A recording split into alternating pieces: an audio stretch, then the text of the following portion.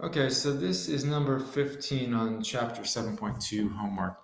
So the lengths of an animal's pregnancies are approximately normally distributed with a mean of 255 days and a standard deviation of 12 days. And we're asked what proportion of pregnancies last more than 264 days. So in the old days, you had to convert this to the standard normal curve, by making the mean 0.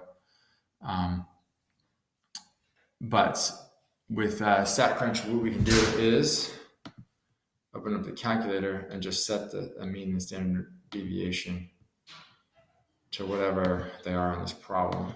Here it's 255, and the standard deviation is 12 days.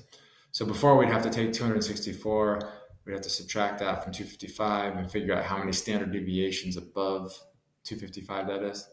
But here we can just stick it in and say we want pregnancies that last more, so that's greater than, right, 264 days. Okay, and that is about, rounding to 4 decimal places, 2266, about 22%, right, 23%.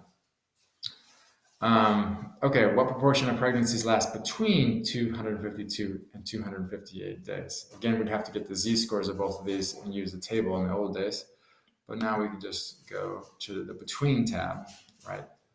You see our mean and our standard deviation stay the same, but we want to know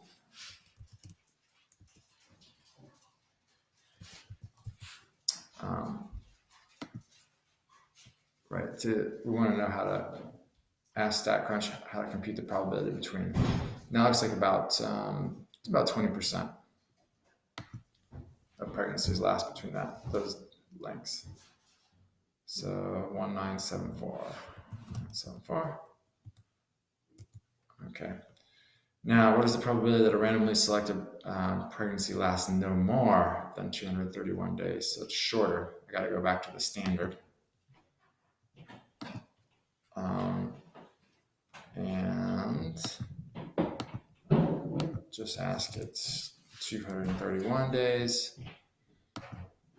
And that's what, about 2%, right?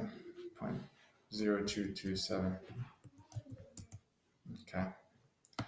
Now the last question is a very preterm baby is a baby whose gestation period is less than 225 days.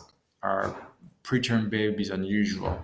So remember, our definition at this point of unusual is something that occurs less than 5% of the time. Okay, so first we need to know the probability of 225 days. So